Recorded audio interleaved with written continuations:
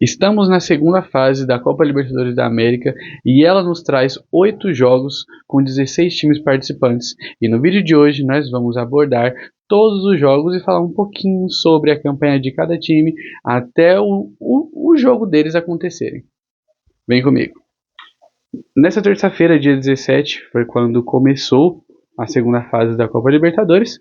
E o primeiro jogo que abriu a fase de mata-mata da segunda fase foi justamente Carabobo contra o Huachipatos, Venezuela contra Chile. Uma coisa que eu quero destacar antes que o vídeo discorra é o fato dessas marcações vermelhas aqui. Cada marcação vermelha está em um time específico que foi eliminado de uma competição ainda no começo desse ano. Não tem como eles terem sido eliminados de uma competição internacional, porque eles estão em uma competição internacional. E as competições não estão mais funcionando igual antes? Não, estão. Se eu não me engano, estão, e os eliminados da terceira fase ainda vão para a Sul-Americana. Então, quem foi eliminado na primeira fase ficou pelo caminho. Vamos lá. Temos aqui Carabobo e o Huachipato. Bom, como eu disse, venezuelano contra chileno. O Huachipato conseguiu o brilhante feito de ser eliminado, mas foi eliminado da Supercopa do Chile para o Universidade de Chile. Universidade de Chile que passou diretamente para a Libertadores após conquistar o campeonato chileno. E o Huachipatos conseguiu a vaga referente ao terceiro, quarto lugar da classificação geral do campeonato chileno. Dito isso, já foi eliminado, apanhou no jogo de ida e no jogo de volta.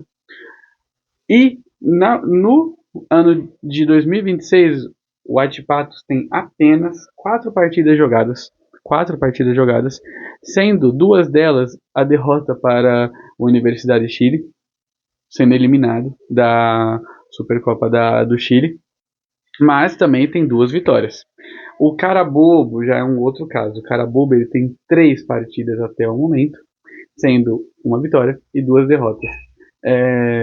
Até que é bem parelho esse confronto, tendo em vista que eles jogaram um pouco nesse início de ano, não tem tanta, como posso dizer, competitividade. Tem competitividade, só que são times muito parelhos no tanto de partida que jogou, na classificação que eles obtiveram no ano passado em suas ligas.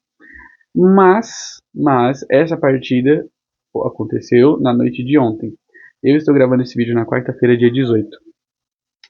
Na noite de ontem, a primeira partida, Carabobo e Huachipatos, acabou em 1-0. 1-0 para o Carabobo. Um golzinho só, tranquilo, a altitude também não ajuda muito, nenhum dos dois times jogar, acontece. Vamos para a segunda partida da noite de ontem, noite de terça-feira. 12 de maio contra Sporting Cristal e Liverpool contra Deportivo Independiente Medellín. Ficaria muito longo colocar esse nome todo, então só DIN. Vamos lá. 12 de maio enfrenta o segundo clube peruano nessa fase de mata-mata, nessa pré-Libertadores. O primeiro foi a Alianza Lima, que já foi eliminado, já passaram o rodo nele na semana passada. Eles ganharam, foi nos pênaltis, acho que foi, ou não, eles ganharam direto, passaram direto, ganharam a primeira partida de 1-0, a segunda eles empataram, acho que foi 1-1 ou 2-1, não lembro. Enfim, 12 de maio enfrenta o segundo clube peruano no playoffs da Libertadores. E esse jogo foi marcado por 2 bizarrices. O segundo gol de ambos os times foram gols bizarros. Primeiro gol do Sporting Cristal, que... Sporting Cristal, um time peruano, como eu já disse, e 12 de maio, um time paraguaio. Primeiro, que foi um gol super cagado, o gol do Sporting Cristal, que foi o último gol do jogo, foi o gol do empate, que o jogador foi alçar uma bola na área, o goleiro, ao invés de segurar ou rebater, a bola escorregou para dentro do gol. E o gol do 12 de maio foi um cruzamento para dentro da área, que o zagueiro foi chutar a bola para fora, ele furou a bola voltou nele, entrou dentro do gol, 2-2, ainda teve lance de expulsão. Um lance que, assim, vem do lance rápido, corrido, tem que expulsar. Não tem que fazer. Expulsa. Mas se você vê o replay, você vê que não foi tão justo, mas também não foi tão injusto. Pela intensidade do carrinho do jogador do Sporting Cristal, se não... Isso, do Sporting Cristal. Treinado pelo Paulo Autuori, brasileiro. Pela intensidade do carrinho do jogador no jogador 12 de maio, merece expulsão. Mas ele primeiro pega a bola. Só que ainda assim ele não recolhe a perna. Então ele ainda consegue pegar o tornozelo do jogador adversário. Dito isso, foi expulso, o jogo acabou 2-2. E esse jogo aconteceu na casa do 12 de maio. Infelizmente, ou infelizmente para um, felizmente para outro. O jogo será decidido no Peru, na altitude. Então, paciência, né, 12 de maio. E surpreendeu mais ainda eliminando o Alianza Lima, que não é lá um tradicional na Libertadores. A última que jogou no ano passado e passando sofrido pelos times, um deles foi o Boca Juniors, mas ainda assim não é quase nada. Agora vai enfrentar um peruano melhor, que é o Sporting Cristal. E qual foi o resultado desse jogo, Guilherme? 2-2, como eu já disse. O jogo acabou 2-2. Deve ter sido um jogo muito bom. Infelizmente não consegui ver por conta de compromissos pessoais. O terceiro jogo da noite foi um jogo que eu meio que já esperava. E eu tinha quase certeza que isso ia acontecer. Pelo fato de Liverpool do Uruguai contra Deportivo Independiente Medellín da Colômbia. Por que eu já esperava o resultado desse jogo? Porque o Liverpool do Uruguai, assim como, se eu não me engano, o Racing, é Racing o nome do outro time do Uruguai, eles dividem o mesmo estádio. Eles sempre jogam a Sul-Americana. E, por incrível que pareça, sempre contra o Corinthians. Esses times não são tão bons. Eles sempre estão lá, mas são aquele time para você bater, entende? Então, meio que é normal você olhar para esses times e pensar: poxa, vai ser eliminado, vai apanhar. Então tá na pré-Libertadores, eu já espero que seja eliminado. Pelo histórico não tão bom que eles mesmos têm. O jogo acabou 2-1 para o Independente Medellín. E assim como eu falei sobre o Huachipato, Liverpool do Uruguai também foi eliminado da Copa. A diferença é que a Copa do Uruguai funciona como se fosse, por exemplo, nossos estaduais. Por quê? Porque tem dois times do Uruguai nessa pré-Libertadores, o outro está lá em cima, mas eu vou explicar o porquê ele também está com tracinho. Dito isso, ele foi eliminado. Foi eliminado ainda nas quartas, nas oitavas. Eu vou deixar aqui o chaveamento de como foi a Copa do Uruguai. Eles foram eliminados. Quem foi campeão foi o time que atualmente está em último colocado no Campeonato Uruguaio, mas que não vale de muita coisa porque ele está na segunda partida do funcionamento do campeonato. Então não tem como puxar muito a orelha deles. Vamos lá. Eu não comentei sobre o tanto de partidas do 12 de maio e do Sporting Cristal. Vou comentar o tanto de partidas de cada um agora. O 12 de maio, 12 de maio, 12 de maio, aqui. O 12 de maio tem 7 partidas jogadas esse ano, com 1 vitória, 3 empates e 3 derrotas. Não é uma campanha boa para o início de ano. Não é, tendo em vista que uma vitória foi na Libertadores e a outra foi uma derrota, salvo engano, que foi até que passaram nos pênaltis, salvo engano. Mas acho que foi sim. Ainda assim, independente se foi um empate ou uma derrota, é ruim. O desempenho do início do campeonato é ruim. Não podia estar sendo melhor, mas eles estão muito abaixo na tabela, que também começou agora o campeonato paraguaio, não tem muito o que esperar. E do Sporting Cristal, o Sporting Cristal tem apenas 3 partidas. E adivinha só, uma vitória, uma derrota e um empate. Então também meio que nada, sabe? Meio que começou agora, tá um de cada. E ambos acrescentaram um empate para cada uma dessas campanhas. Então, eu diria que é meio parelho, mas temos que levar em consideração que semana passada o 12 de maio jogou, semana retrasada também. Então eles têm 2 partidas a mais. Mas ainda assim eles teriam 2 partidas a mais, que eles teriam 5. E ainda assim eles não estariam com a perna tão pesada em comparação ao Sporting Cristal. Enquanto o Liverpool do Uruguai tem 3 partidas no ano, uma vitória e 2 empates. Não, uma vitória e 2 derrotas. Ponto. Uma vitória e 2 derrotas. Agora 3 derrotas com a derrota de ontem. E o Independiente Medellín tem 7. E consegue um mesmo retrospecto do 12 de maio. E os mesmos resultados. Uma vitória, 3 empates e 3 derrotas.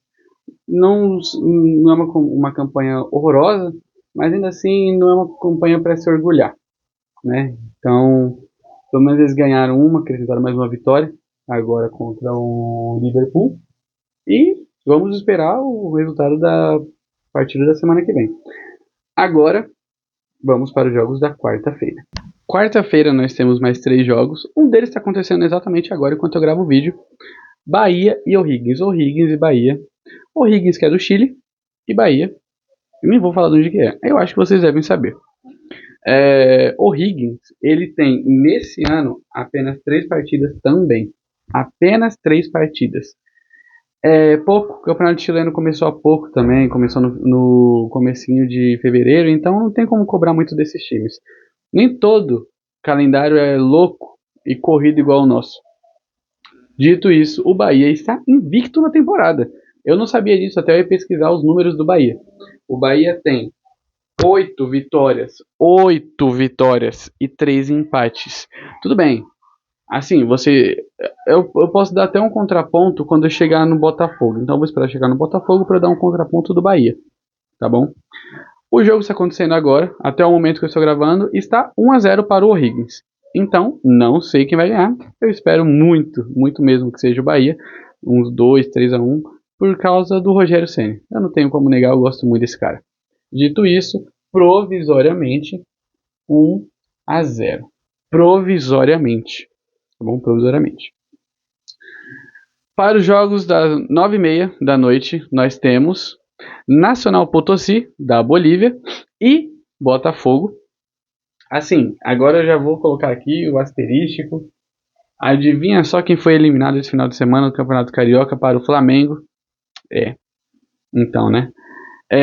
Eu pensei assim, vou falar do Bahia e vou falar dos times que ele jogou contra, como por exemplo, Bahia de Feira. Posso falar sobre o Bahia de Feira, que é um time muito inferior, não é? Mas, assim, Botafogo jogou contra o Madureira, não jogou? Eu acho, eu não acompanho o Campeonato Carioca. Mas assim, tem o Madureira, tem o Volta Redonda, tem, eu não sei se o Boa Vista tá na série A do Carioca. Também tem times muito abaixo. E o Botafogo, cadê o Botafogo? Tem 6 derrotas na temporada, sendo elas 6 derrotas seguidas e 4 vitórias. É triste saber que o Botafogo tá passando por esse momento. Nossa, como eu fico triste. Meu Deus do céu, eu fico muito triste com isso. E o Nacional Potosí tem apenas duas partidas esse ano. Só que vocês querem que eu deixe ainda mais legal essas 2 partidas do Real Potosí esse ano? Não foram partidas oficiais. Foram amistosos. Assim, imagina uma pré-temporada. Um torneio de pré-temporada, uma Florida Cup. Foi uma Bolivian Cup, porque eles jogaram contra o Real Potosí e perderam as 2. Então, foi só essas 2 partidas que eles tiveram no ano de 2026, na temporada de 2026, não foi muita coisa. E é isso, gente, tipo, o Botafogo vai jogar com um time que ainda não estreou profissionalmente na temporada. Só que eles vão jogar, se eu não me engano, se não me falha a memória, 4.000 metros de altura. O que eu acho, assim, agora é uma coisa que pra mim, eu acho ridículo. Você pegar um time do Botafogo, um time que tem jogadores bons, como por exemplo o Danilo, como por exemplo, deixa eu ver, o Montoro, aquele Newton não acho ele tão bom não. Os zagueiros, o Barbosa e o Bastos, acho bons jogadores. O Vitinho também, que eu acho um bom lateral. No ataque, quem eles têm no ataque? Quase ninguém tem no ataque. Aquele camisa 11, eu acho. Matheus Martins, eu acho. Nossa, ruimzinho demais. Mas ainda assim, acho que ele nem é atacante de origem. Acho que ele estava improvisado como falso 9, sei lá. Um time que vai jogar pré-Libertadores e que, assim, um erro que eu acho do time brasileiro é priorizar muito a Libertadores, só a Libertadores, como se só a Libertadores fosse mágica, assim. Eles esquecem que, tipo, por que você vai priorizar a Libertadores e priorizar o Campeonato Carioca? Por que eu tô falando isso? Porque no Campeonato Carioca contra o Flamengo, eu sei que é clássico, eles jogaram com o time todo titular. E adivinha quem saiu machucado? Danilo, justamente o Danilo. O melhor jogador do elenco saiu machucado. E aí você vai fazer o quê? Você já vai um dia antes, acho que foi um dia antes, no sábado, eles enviaram o time sub-20, jogadores sub-20, para se acostumar com o clima lá em Potosí. E nessa leva foi Léo Link, o goleiro reserva. E aí eu fiquei pensando, poxa, o Léo Link foi. Ele não é melhor que o Neto, não? Pensei isso no começo do jogo. No final, bom, pergunta pro Neto o que ele fez, né? Eu acho errado eles priorizarem o Campeonato Carioca. Eu acho errado até o meu time, o São Paulo, priorizar o Campeonato Paulista. Porque, mas eu entendo. Porque vamos supor, semana passada nós jogamos o Campeonato Brasileiro contra o Grêmio e metemos 2-0 neles. E aí, no final de semana, a gente precisa passar pela Ponte Preta para avançar para as quartas. E no meio dessa semana a gente não vai ter jogo. Então tudo bem você colocar o time titular nos dois jogos, um seguido do outro. Não tem problema, a gente vai ficar uma semana sem jogar, vai ficar só treinando, coisa e tal, descansando. Agora, se você vai jogar, você jogou quarta-feira, você vai jogar domingo e vai jogar quarta-feira de novo, não faz sentido você perder no meio de semana, e aí depois você perder. E olha que o jogo entre Fluminense e Botafogo foi muito bom mesmo. Eu digo e repito, Fluminense vai dar muito trabalho esse ano, muito trabalho. Aí você joga um clássico contra o Fluminense no Brasileiro, um clássico contra o Flamengo no Carioca, e aí você vai jogar a pré-Libertadores. Você não consegue ir bem no começo do Campeonato Brasileiro, você não consegue ir bem no mata-mata, e muito menos, assim, muito menos não, porque até que tá vindo até que aceitável. Tem seis vitórias, não? 4 vitórias na temporada. Então você ganhou ainda no Campeonato Carioca.